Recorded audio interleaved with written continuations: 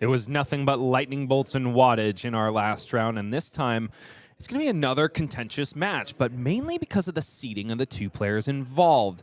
We got two mainstay locals. It's Anthony Del Taco Del Scorcho Zichella, who's going to be piloting Cindra Dracai of Retribution, versus Clark Moore on Victor Goldmane. Anthony has only had a chance at 3 now, including today, AGE Opens this year. Nevertheless, he has stacked up 45 points. He took a whole one down and then top 8'd the other that he was able to attend and was thereby priced into coming today and seeing if he can really disrupt this top 16. Yeah, what a story that would be, coming in for only the last 3 and eking his way in. But he still needs to do well today in order to do that. And boy, does he have his work cut out for him in this matchup. He is known as being that Cindra stan, always playing the ninja. He likes to go fast. He likes to be aggressive. And who likes to stop that aggression more than a Guardian? And that Guardian is going to be piloted by Pitch It To Me podcast's own Clark Moore, sporting an AGE win percentage of 53% and only 1 top 8 to date, accumulating 55 AGE points thus far. Clark is really carrying the torch for a lot of other people. He's the only member of the Pitch It To Me podcast that is in contention for the Players' Championship this year, which is not normal by any means. We are very used to seeing Fuzzy Delp and Talon Stradley in that top 16 leaderboard. We still can't get Joel Racinos to show up to an event, but if he was here, he would be doing well as well. So really, if you are rooting for the Pitch It To Me podcast crew, you're rooting for Clark Moore. Yeah, he's their champion. And he's also got the correct take on waffles, which is kind of nice to see. There was a lot of pancake love and waffle hate going around this last week when I was posting these profiles, and I do not understand it. Is this a food take that we agree on, Michael? No, or I like pancakes. leave it to you to be the contrarian? Actually, I really don't like either. If I eat either of those for breakfast, I get a stomachache for the rest of the day. I'm not a dessert for breakfast kind of guy. Well, stomach aches aside, we're going to have to go down to the match floor and get some real belly aching from Clark Moore and Anthony Zichella. But first, let's go ahead and take a look at our standings and see exactly where these players are in the running. So Clark is the only one that is actually on the leaderboard. Excuse me, I think we misspoke earlier. We said he was seat 14. He's actually seat 15. Well, he's tied. You can count him as 14. You're right. He's tied with Luke Gilmore. Alphabetically 15th, counting the last name. And alphabet is the way we do our tiebreakers here at I'm just kidding. There are a couple other ways we do the tiebreakers. But nevertheless, Anthony Zichella is not even on this list in front of you. He is going to be the usurper, if he can, of one of these illustrious top 16. But he's going to have to make his way through a very disruptive Guardian. Clark has told me that he built his deck 100% to take care of aggro in the room. He's probably sacked the Gravy Bones matchup, forget Verdance, all of that. He just wants to kill whoever wants to go wide. He's gatekeeping Anthony's dreams right now, and I'm looking forward to see if he built the deck that's strong enough to do that. One of the things I like about playing Victor and playing against him is, despite his ability to cheat using that gold on the clashes, sometimes you just stack 2 non-attack actions and you still lose the clash. It happens to me all the time, and I think we're going to need to see that happen this game if Anthony's going to stand a chance. And clashing is definitely going to be part of the winning strategy of Clark Moore if he is able to clench it. Let's go ahead and proceed on down to the match floor. These two players know each other so well from the scene. Clark told me that Anthony was one of the first people to give him cards, one of the first people he played at locals down at Finch and Sparrow when they used to run Flesh and Blood Armories on the weekly. So there is a lot of love between these two gentlemen, but right now there's also a lot on the line. Yeah, bringing it all to the battlefield and sitting at 1-1 apiece. This is a very meaningful game. A loss here really could mean bubbling out of the top 8. Speaking of bringing it all to the battlefield and leaving nothing behind, Anthony has a very cute Polaroid picture of his young daughter, Astoria. So happy to see her there representing the Zichella clan. Alongside that beach party, Cindra also got some bling brought back for him from Singapore. Clark, beach however, parties. Yeah, no beach party for Clark. He's just rocking the regular old Victor, riding atop his high horse. Well, certainly that means that the luck should fall in favor of Anthony. You got to go for the bling if you want your deck to cooperate. A hearty fist bump extended between both of these players. 18th seed versus 14/15th seed. And, man, this is going to be a nail-biter, Michael. Yeah, and I expect a long game here if Clark Moore is trying to play defensively. As he starts things out, just going ahead and pitching to that tectonic plating, making a seismic surge. Move to Arsenal. It's definitely a tense moment here for Clark. He's drawn up both Spinal Crush and a Pummel here.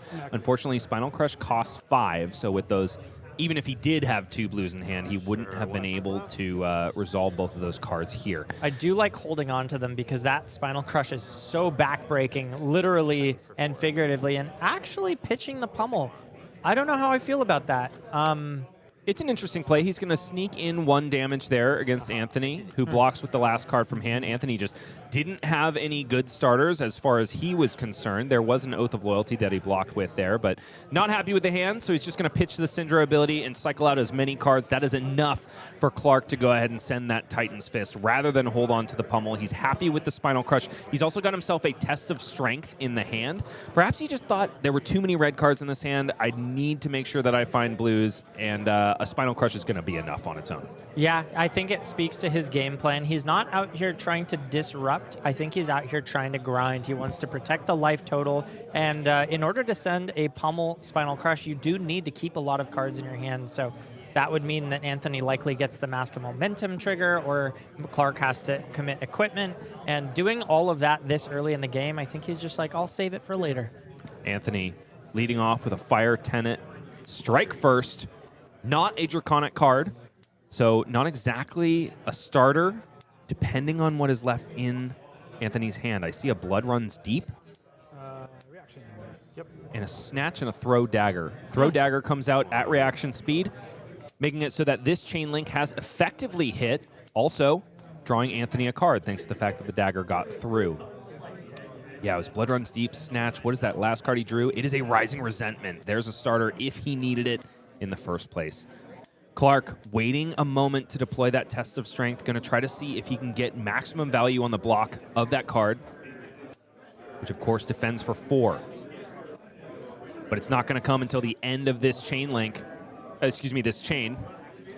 So yes, Clark just go ahead and gets it while he can, and of course Test of Strength reveals a Trounce. Unfortunately, no gold generated for either hero. Clark did not bring his Crown of Dominion, so no gold to go ahead and filter out unless he wanted to lose his Aura Mages this early. And that's the first clash lost. I think we'll need to see more of that, but so far so good for the side of Anthony Zichella. Blood Runs Deep. In response, activate Cindra, get both the daggers back, and flick them right onto the combat chain. Down to 36 goes Clark Moore after receiving nothing but flick damage thus far. Then blocking 2 with Aurum Aegis. One thing to note here, Michael, Mask of Momentum is still live. Every single one of these chain links has technically hit thanks to the slinging daggers of Mr. Zichella. And now, Snatch on the combat chain. Clark is just hefting all of his Guardian Fridge in front of all of these attacks.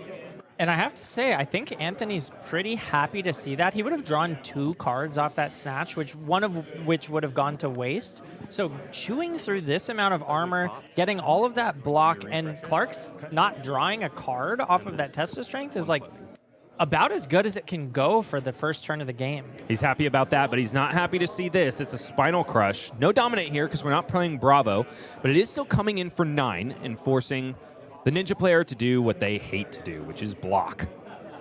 Yeah, you're going to have to block these out at some point, so you might as well get it out of the way early. It is like pulling teeth for a ninja to give these cards up, but otherwise you're really not doing a whole lot.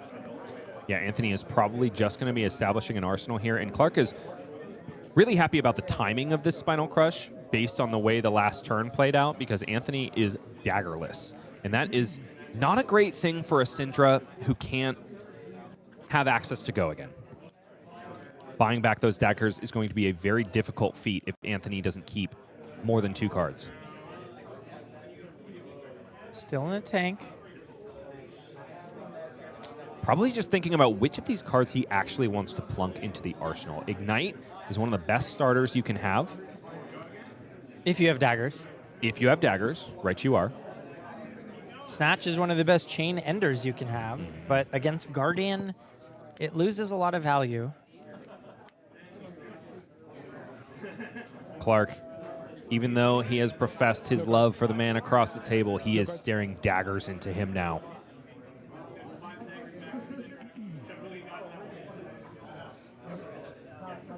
A lot on the line here. Clark carries the torch for his entire podcast team.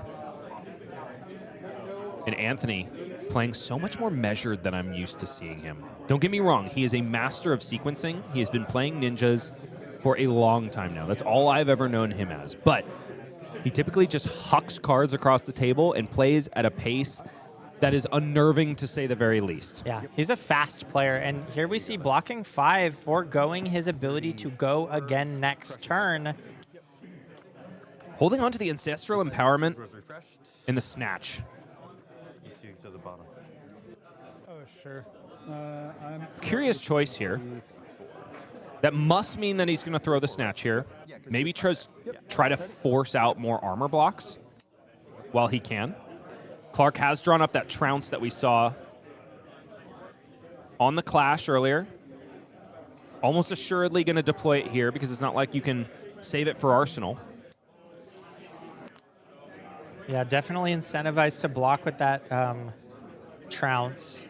Hoping for his sake that he can succeed on these clashes this time around. This time has blocked with the shield, so has the capacity to break it if needed. Wins the first one. again. Second clash. Reveals a test of Iron Grip. Yet another clash card. Clark cashes in the Aurum Aegis to go again.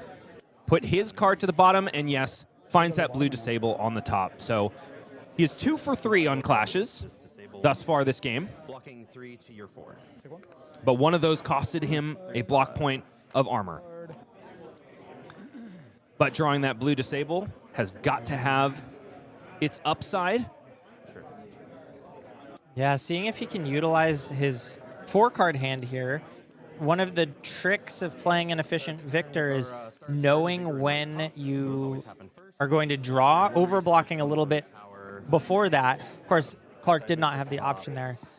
Given that it was a snatch, it would have been wildly inefficient to put 2 cards in front of it, even if it meant drawing another one. And I'm sure he's not very happy to see that it was a blue. His only real play here is to send that Golden Sun, which leaves him in a really tough spot, having no gold, having just cracked that shield. We've seen how difficult it is for Victor if he has no gold at his disposal. Sorry, I'm going to re-up the seismic with the floating. Not to mention the fact that one of the most powerful cards in the deck is Visit the Goldmane Estate, and with not even 0 gold, 1 gold, you don't get the maximum value off of that card.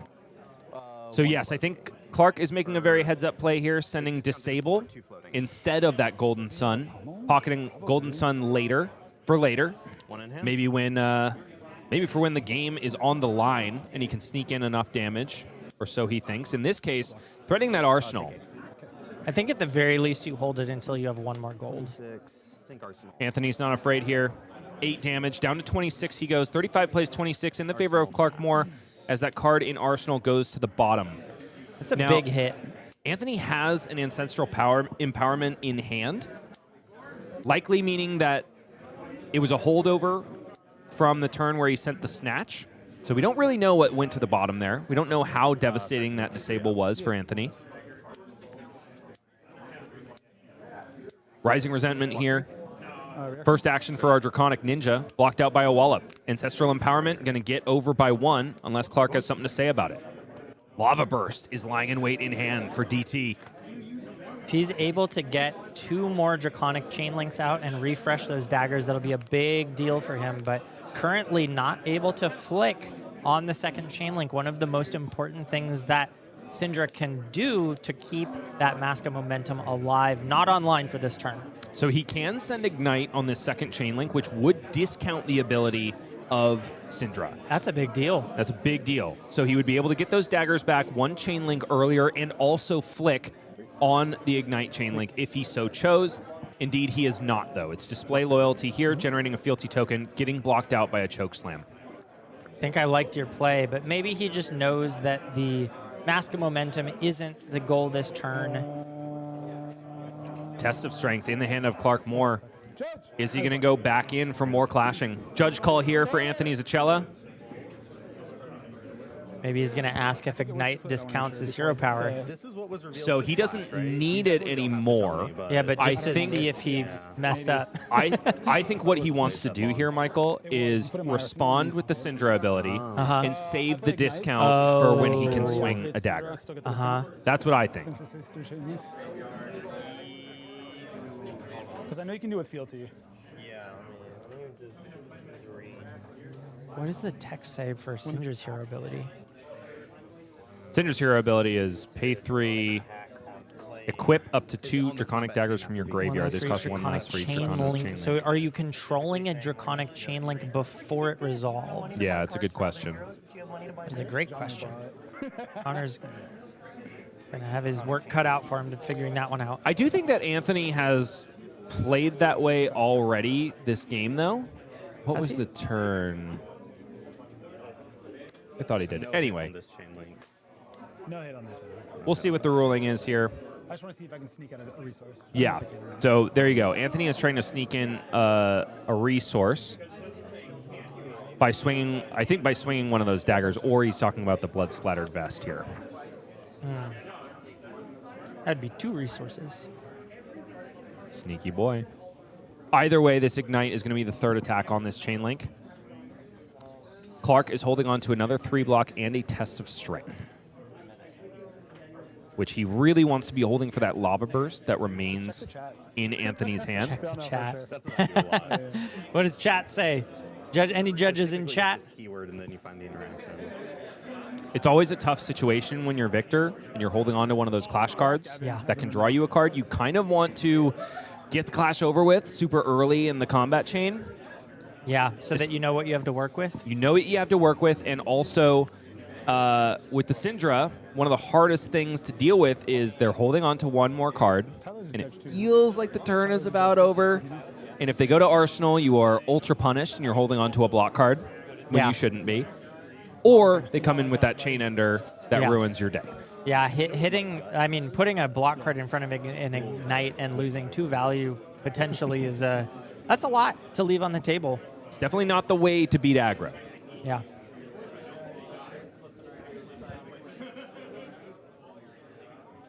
Unable to see chat are we, so we have no idea if they've solved the puzzle without us. Connor's still figuring it out. We'll have to go interrupt Zachary Wallach's game and see if he can give us a ruling There real you quick. go. No, I'm just kidding. Sleepy Connor is going to do a fantastic job with this judge call, as he does with every single one that comes his way. A lot of hard ones here at AGE. Yeah, we are always finding new ways to try to break the game. That's Try right. to eke out those extra resources, eke out that extra value. That's the game plan of every single Flesh and Blood player. Yeah. Well, let's go ahead and take a quick moment to remind everybody what is at stake in terms of prizing. Not only are players fighting for the Players' Championship that we have been talking about all day long and will continue to talk about all day long, but there's also cash on the line, Michael. $400 to the winner, $200 to second place.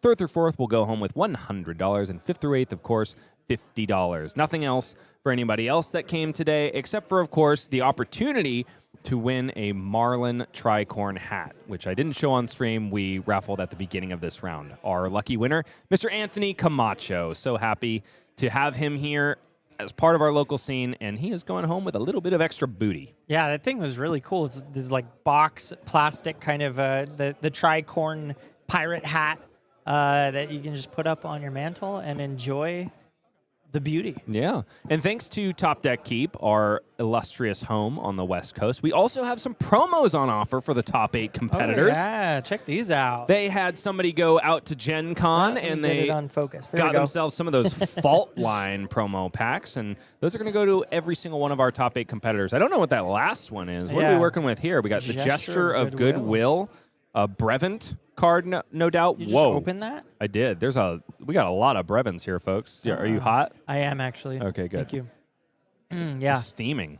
Whew. Jeez. It's the jacket and the Acilio play lines that have just got me cooking. Well, now you can use this to protect your opponent. How does that feel? I don't want to do that. Actually, I got to ask Joshua Scott, can you Can you swing an attack at somebody and then block for them with this? I would love that. Anyway, back to the action here, folks. A ruling has been made. Ignite resolves. And it looks like he got the resource from it. He was able to swing that kunai of Retribution. And in comes the Lava Burst, which Clark was able to cover up with a test of strength and tectonic plating, holding it back like a smarty pants that he is. Yep, 32-26 still. We've got a close game on our hands, and Clark only keeping 2 cards, one of which he just drew thanks to winning that clash. And now he has 2 gold, so he's a little bit more comfortable with future clashes. Visit the Goldmane estate will generate might tokens now. But it's 2 blues in the hand once again. Does he send the Golden Sun and get rid of one of those precious gold that he's worked so hard to maintain?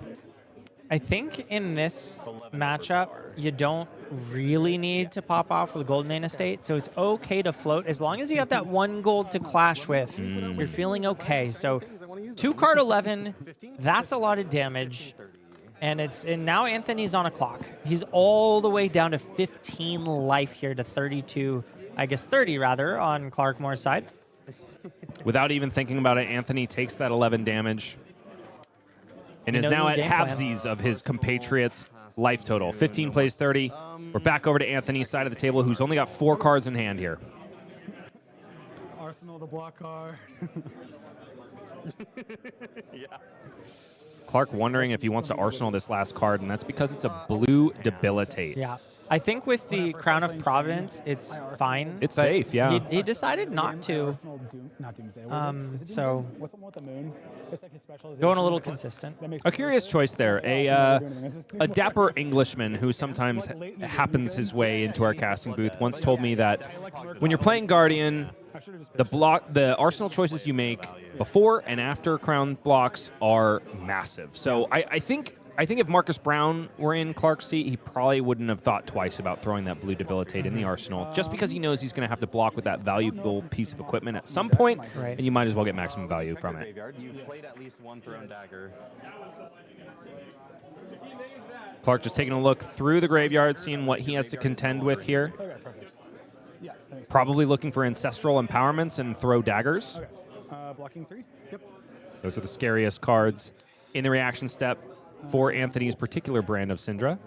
Brand with Cinderclaw, followed up by Art of the Dragon Blood, made Draconic by that brand of Cinderclaw, so no need to consume that fealty token that Anthony generated 2 turns ago. This time a break point, Clark a little bit You can go ahead. harder to stop this from connecting. I don't know if they want us to be The Mask of Momentum still being that crucial piece of equipment for the value on the side of Cindra. Yeah, without Mask of Momentum, Cindra is a very different deck than what we're used to. But no flick on that first chain link. So Clark takes that as a go-ahead to take the damage here and deal with something that is perhaps a little bit less of a break point. But he's not going to get it here because Demonstrate Devotion is the follow-up. Discounted by Art of the Dragon Blood being Draconic. Going to create a fealty token and come in for 4, go again. Clark says, A-OK, send it, my friend. Down to 22 he goes. Must like this hand quite a bit. probably. Ravenous Rabble. Wow. Here comes Blaze, headlong, revealed off the top of the deck, and threatened to be drawn here off of that Mask of Momentum if Clark continues to disrespect the damage from Anthony Zichella. Clark does have the equipment to stop up to 2 breakpoints still, using one of them as Anthony flicks and has 1 more attack potentially coming in. 21. Down to 21 goes Clark Oh, Moore. sorry, he does not have another card in hand. Yeah, he That blocked is- with gauntlets. And, Thank you. Yeah. So no card drawn there, but Anthony does have himself a Blaze Headlong for the next turn. Looks like he might not have drawn a Draconic starter. He's got Pain in the backside. Oh, which will work with Blaze Headlong. Still not the most amazing Cindra hand I've ever seen. He does have the Nevertheless- fealties to support as well if True. needed. Nevertheless, Anthony takes 4 off of that Titan's Fist. Goes down to 11. And it's 11 plays 21. Back over to Zichella. Pain in the backside. The first attack resolved on this combat chain. 3 go again. If it connects, he'll be able to flick one of those Kunai of Retribution without consuming it. Clark wants nothing of that, and yet there's an Ancestral Empowerment out of the hand. Anthony draws a card and also pushes that pain in the backside over the top by 1. I don't remember. Maybe. If Anthony wants to win this game, I think he needs to find a way to connect with Mask of Momentum at least one time before the game ends. And he really, I mean, this is a great way to do it, having those reactions to get over the top. But of course, he's going to need to connect 2 more times. And that's a hard ask. So far, no connections have been made. No cards have been drawn off of the Mask of Momentum. Clark making it known that he still remembers that Blaze Headlong in the hand of Anthony Zichella. Quick dodge flexors coming out to play thanks to a blue Thunderquake in the pitch zone. Clark has blocked this attack out, which means that Anthony is going to have to flick one of these knives in order to keep Mask of Momentum alive.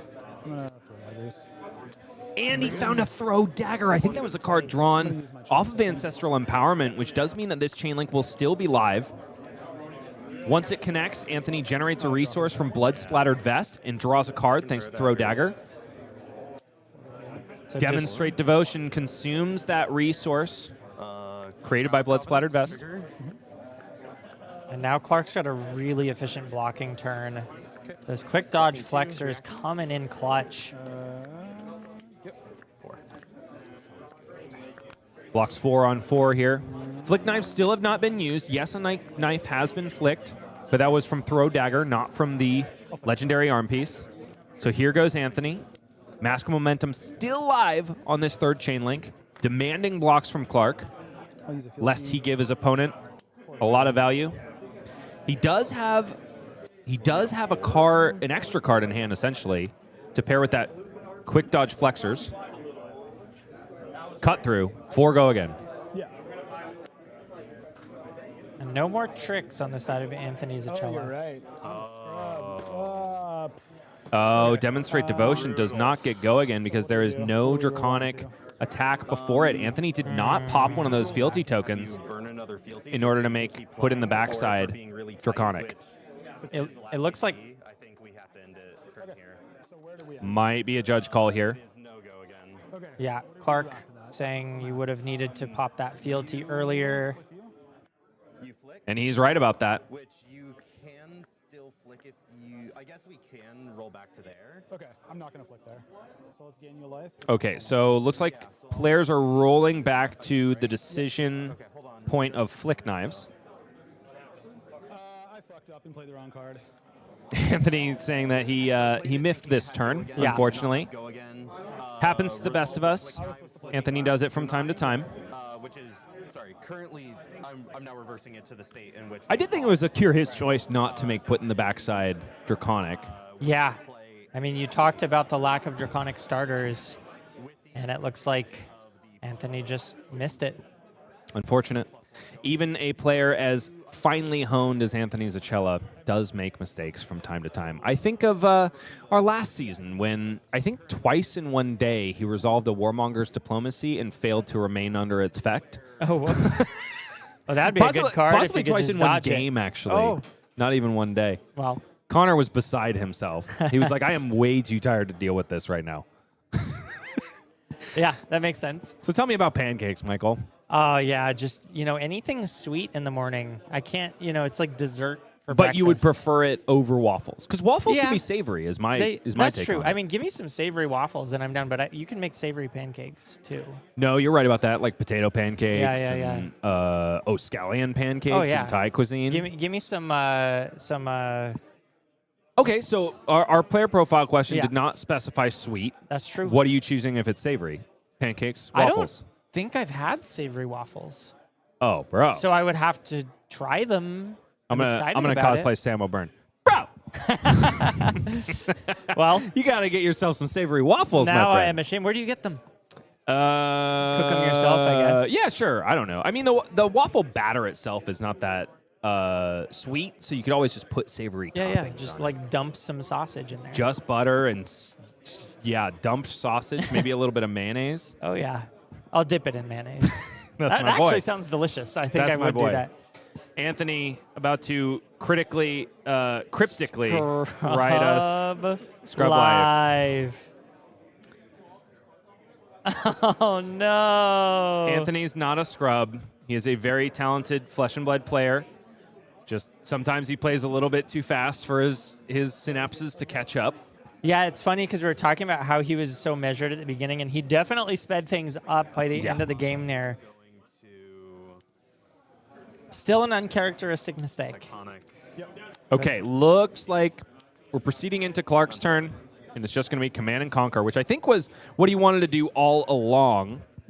My guess is that Clark was planning to block with that last blue in hand with the quick dodge flexors if that turn continued, which honestly is a little bit awkward for Clark in this situation. He probably is not of the mind to arsenal a blue chokeslam against a Cindra, especially after Crown of Providence is gone. So kind of giving Anthony some breathing room. Maybe. Not a lot. Like a ninja with 3 cards is nothing impressive. No. No arsenal. Pass to you. But Flight Path Draw 3. plus 2 cards from hand will shore up the damage from that Command and Conquer and protect the arsenal. Clark foregoing his own arsenal because, yes, it is a blue chokeslam, something that could mung up that arsenal for the remainder of this game. 11 plays 19, and Anthony has resolved a Ronin Renegade here. Finally, blue chokeslam can do its blocking duty, and Blaze Headlong is the follow-up for Anthony.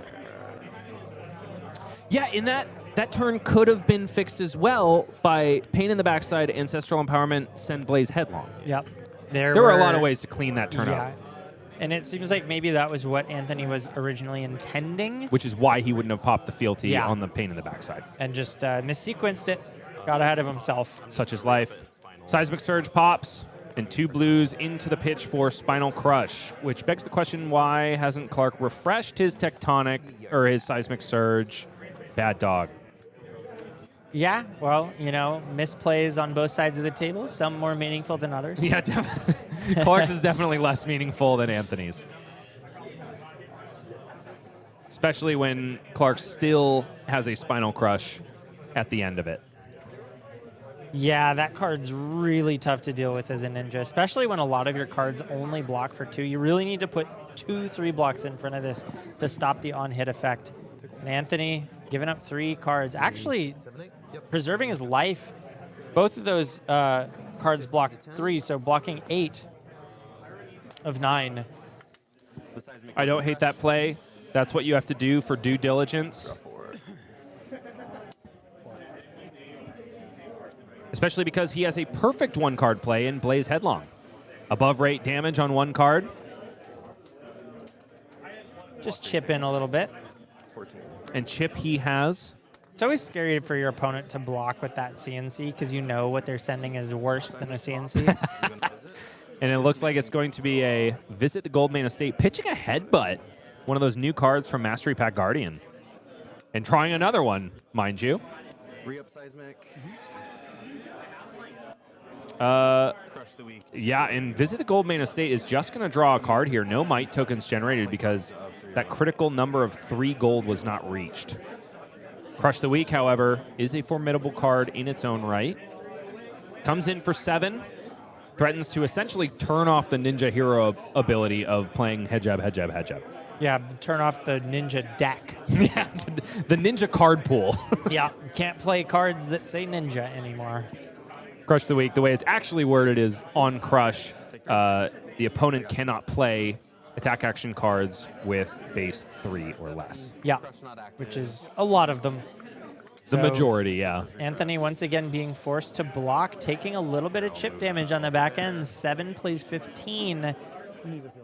Tough spot. And thereby forced to play the Guardian game plan of, block a little, send a little, block a little, send a little. Test of strength, 3. Test of Anthony would strength, love to blocking out win. perfectly. Oh. And he has found himself a gold off of Golden Sun. So double draw that Golden Sun, my friend Clark. Ignite is the follow-up here. 2 go again, no daggers to speak of. So Anthony is hoping that he has a 1 cost in hand. 1 cost Draconic, that is. Yeah. Still not able to get the daggers back this turn. He's sitting on 1 fealty. He didn't pop that second one this turn, did he? To make the Rabble. He made the Rabble okay, Draconic. so it he looks did. like he's planning on playing a 3rd Draconic to refresh the daggers. Or at least here using the discount from Ignite. So well played. This is what I'm talking about. Anthony really does know all of the the tricks that are afforded him in the Draconic Ninja class. You cannot count him out.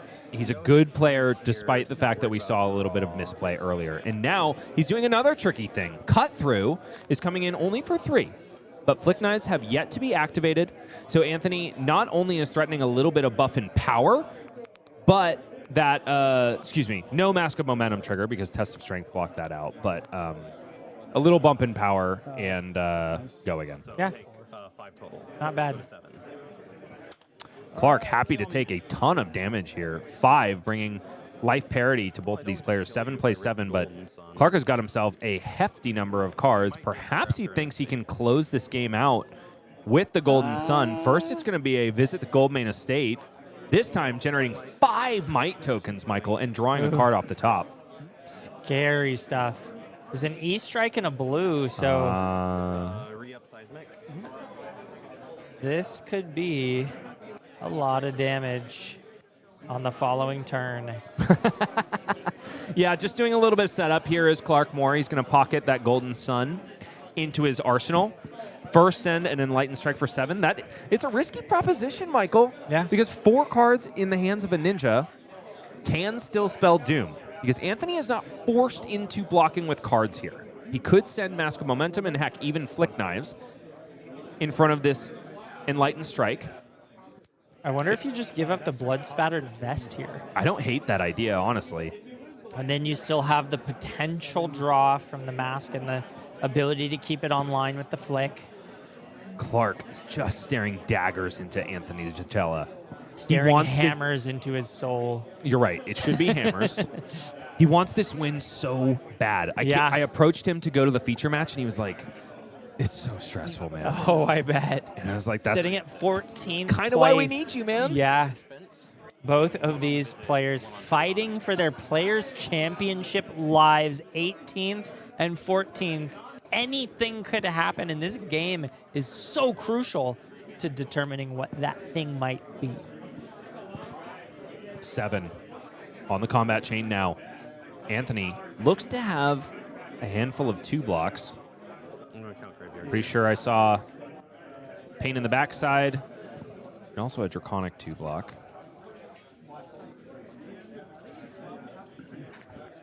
Anthony is a man that is known to be unafraid to risk it all. He was playing Art of War Stubby Hammers 5 back in the day, and he knows how to roll the dice. Coming through the graveyard, probably looking for potential attack reactions for the next turn. I believe we've seen 2 Throw Daggers and all 3 Ancestral Empowerments at this point. Okay. So there are very few super tricky plays left for Anthony. But yeah, Clark is going to have to keep 1 card in hand in order to do his chosen play. And it 3 must can a be blue. devoted. Yeah. It must be a blue. You are right about that. 3's a good number to devote to a ninja. To a Cindra specifically. You feel pretty comfortable having 3 cards to block with. 2 can be a little bit risky if there are breakpoints, if there's daggers to flick. Anthony's got his head in his hands.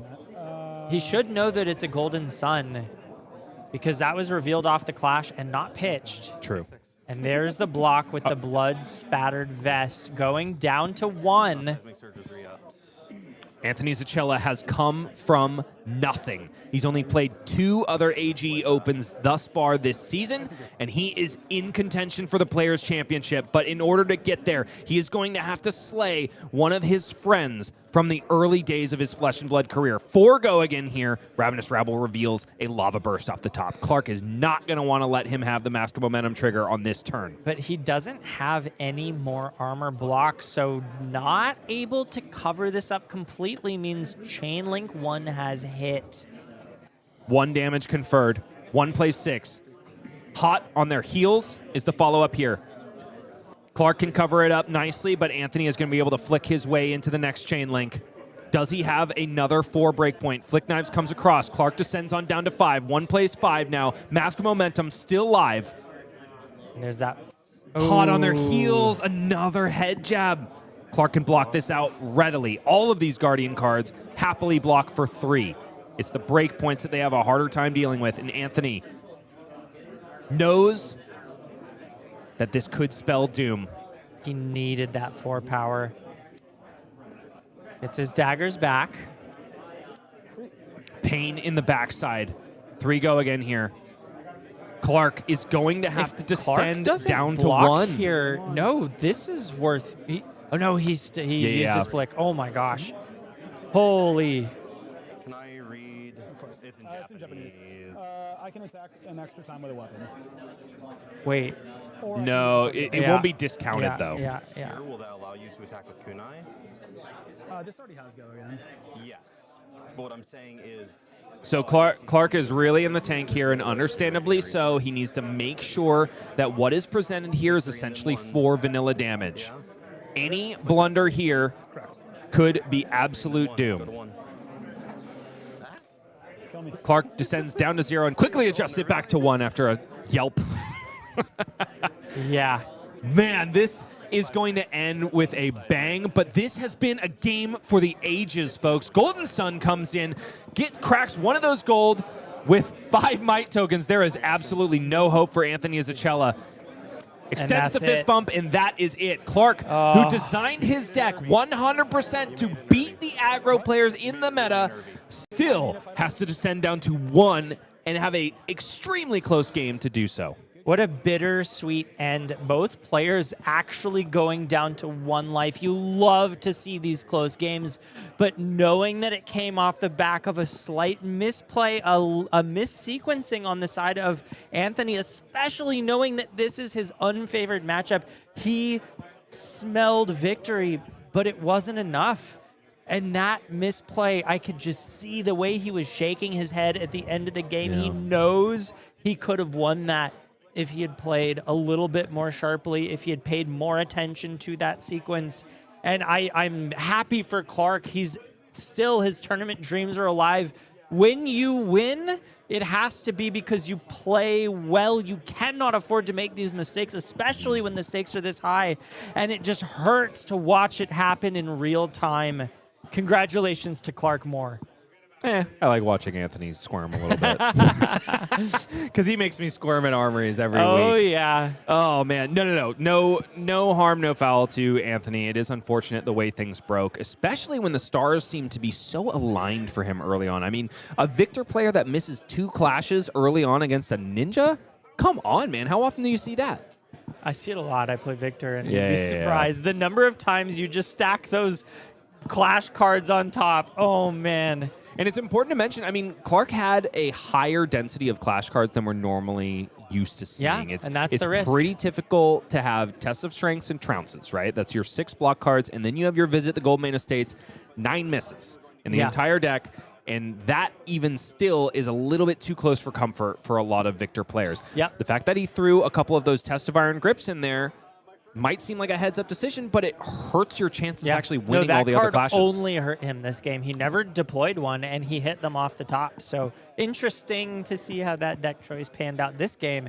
And once again, we end Game 3 with an absolute nail-biter, 1-1. Today is panning out to be such a good day of Flesh and Blood. I love to see games get this close, down to the wire, especially when the stakes are this high.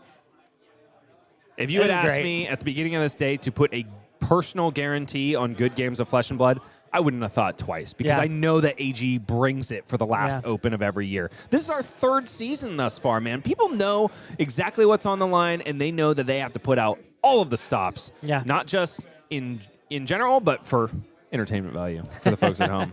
They know you're watching. They know that you want some good games, and they're going to give them to you. So we're going to go to a break, folks. We'll have Clark Moore, our Victor from the previous round, in for an interview, and then we'll be back for more Flesh and Blood after this. It's the bad boy of Fab, Victor Goldmane pilot, Clark Moore. I think who is behind me. Oh, yeah, it is. Hey, what's up, man? How you doing? That was a nail-biter of a match. How are you feeling after that? Stress. I mean, I've just been stressed for like the past week. Yeah. I've gone to 4 locals this week. I won 3 of them.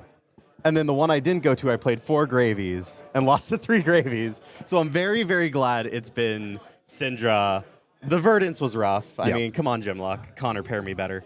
And then Cindra again. So he gave it back to me. He gave it back to me of hitting the matchups that I've teched for and I've prepared for. Yeah, let's talk about that a little bit because before your match, you told me that you had built your deck basically to beat all of the aggro in the room.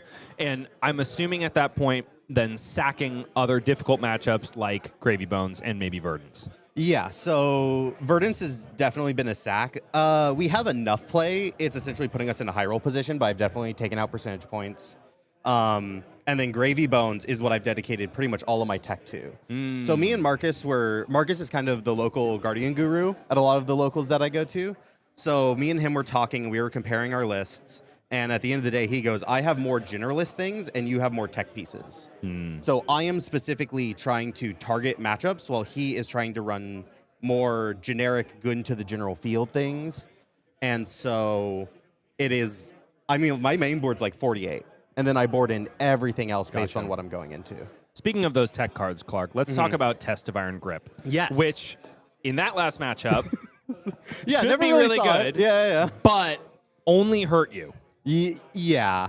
It was. First of all, how frustrating. many copies do we have in the deck? 2. We have 2 copies in Yeah. the deck, which means ostensibly, I'm assuming we're running 3 Tests of Strength, 3 Trounce, Yeah. 2 Test of Iron Grip, and 3 Visit the Goldmane Estates, which means that we're sitting at 11 misses on clashes. Yes. And then we can feel comfortable moving in with either 3 Rouses or Pummels based on what matchups are. Rouse sideboard was something that I picked up from an Agroblaze stream where he had run it sideboard into a very similar loadout. It's kind of what I based my list on. But that list was also trying to be extremely consistent. It ran 3 ofs, just about everything. 3 Pummels, Nice. 3 Tests of Iron Grips. I went to 2 ofs so that I could make sure that I had attacks I felt comfortable with. So I still have 2 red debilitates, which was a shift from what I was playing at my armories this week, because there is a good chance I pair into one of the other Guardians. There is a good chance I pair into a Brute. There's a good chance I pair into, I don't know, like a Vincet. Yeah. You know, when you're looking at the field, you need to make sure that you have the ability to beat the field. If you are going in purely targeting the top deck or purely targeting an archetype in the meta, you're not going to win. You need to make sure that you have generalist tools. So after the conversation with Marcus, I moved off of some 3 ofs into 2 ofs and brought in those 2 red debilitates. Okay. Let's shift a little bit away from the science and math of Flesh and Blood. Let's talk about the nerves again. Because I noticed in that turn 0, you had a difficult decision to make. You had a Test of Strength, a blue, Spinal Crush, Pummel. I noticed your hand, like, you were trembling just a little bit. I'm sure at the I think I've been opportunity, trembling all day. maybe It's just at my like, natural state. I want to hit Anthony with this so bad, but also I need to make sure that I get another blue card to actually be able to do so. Yeah. So talk me through, that turn 0 and your decision making at that point. Well, pitching away the Pummel was the complete misplay. The definite setup there is I'm looking at Spinal Crush, and Spinal Crush has to be thrown to take tempo back. Going first into Cindra is not fun because Cindra ends up with all the tempo, and so we need to take damage to take tempo back. Yes, our Clash cards are there to give us that space, but you can't always rely on the Clash card to come early enough, because if they chip you down and then you end up racing in damage where you're taking damage to throw your tempo taker, but then they don't block it out, they're like, yeah, sure, I'll take the debilitate and take a -2 on my turn. Okay, well, that just kind of, you chase down in life totals, and eventually they'll go to 1 blocking with Mask of Momentum, and then they keep a 5-carder, and they just obliterate you. Yeah. That's how that typically goes. So it's, I have to get the Spinal Crush in Arsenal, and I have to make sure that the Spinal Crush is there for me to take tempo. Never throw that turn 1, never pummel it on turn 1. That's never worth it. So it's setting up, but for me, it was when he responded by pitching the 3 reds, I go, wow, he really wants that red in hand. Yeah. That last red in hand, he really wants it, and he wants to cycle into other things. So I actually put him on an Oath of Loyalty, which is what it was, and I said, I don't want to give him that. So it was pitch away the Pummel and put him at a decision of, okay, do you want to make this like an Acilio matchup where you start at 36, and now you have to hit your combo? Yeah. Or are you going to give me the really strong starter that you want to hold on to? That was not the play at all. It is Tectonic Plating is making Spinal cost 4. Yep. And then Pummel cost 2. Perfectly lined up that with is 2 blues. 6 math, and I have 2 blues in hand. What am I doing? Nevertheless, if you were to go for that line, pocket the Spinal Crush, you would have had to draw 2 blues off the top. One which, blue. Or 2 blues? 2 blues, because you would have had Test of Strength in hand and then Pummel, and then you need the 2 blues in order to make it happen. Or you win the clash. Yeah. Oh, no. It's I don't throw the hammer and I hold on to the other blue in hand. You pitched the blue for the Tectonic. I pitched 1 blue and I had another one. Did I not? You did not. Your I did first not? hand was Spinal 3 Crush, reds? Pummel, Test of Strength, yeah, blue. Yeah, So putting that was myself my on drawing thought. 2 I was blues. like, you're maximizing your chance of getting your blues. Yeah. Because honestly, like, would I rather have Spinal Crush with Pummel? Yes, absolutely. But against a ninja, all you got to do is resolve the Spinal Crush. Yeah. And you're still ruining their day and taking tempo. Yeah. So I thought that was like the value proposition in your mind. And honestly, the clash means I only need 1 blue in hand. You would think. But then, of course, Clark, you hit the go test to of throw Iron that Grip. Test of Strength, and you hit Trounce. And I get off the immediately top. punished for this entire week. I was playing Crown of Dominion, Mono Crown Dominion, and Cindra because you need that first clash to win. Those clashes are how you get the switch in tempo. Yep. But going first, I was like, I don't know. Maybe I need that extra 2 block. Maybe I need that arsenal protection. Maybe I need the ability to get an extra blocking card on a hand. So I was like, look, a lot of players better than me who play at higher levels than me say Providence into Cindra because our clashes are just so reliable. Yep. I mean, they're just so reliable. They are. Until they're not. But it's you when Victor is losing classes, it's usually he's losing them to himself, not actually to his opponent, right? It's not Yeah. because they're revealing bigger attacks, it's because he's revealing Daddy's house. Yeah. So at that point, I call Clark, it the trust fund. The trust fund. Exactly. I just dip into Daddy's trust fund. Yeah, exactly. That's exactly what you need to take down Draconic Ninja. Yeah. Now, that first reveal of the Trounce, was that the first instance where you thought, oh my God, I could lose this game? No, because it's a clash on top. Okay. Yeah. So revealing a clash on top is not the worst thing in the world unless you are bottoming it because it's a combo turn and you feel like you have to get the extra card in hand. That is when you're like, cool, I just took 1 clash card out of this game, essentially. Because you're never making it to second cycle against Cindra unless you end up in a really... There are weird late game scenarios where the Cindra just gives full tempo and lets you cycle through your hand every single turn. Yeah. But that was not Del Taco's philosophy. So He likes to hit the gas and hit it he hard. likes to hit the gas. He likes to take the damage and just throw more back. So it's not that bad because I can just do it again next turn, and now I have a signal of block with my Aura Magus so that I can get that 2 value block. Sure. And then make sure that that is now my goal to retry. Right. So I'm never retrying and losing 2 block, and I have a clash on top for next turn. So when I revealed it, it's like, oh, that sucks. It's not the end of the world. I just go down Trounce a little is bit more in coming. life. Yeah, Trounce is coming. And again, the clash cards take the tempo back and win us the game, so don't get rid of them. You leave them on top. Was there a point, however, during that match where it seemed like I could lose a favorable matchup? Oh, 100%. Yeah. It was at the end after I threw the E-Strike. So I throw the E-Strike with the philosophy of taking cards out of his hand because it presents lethal.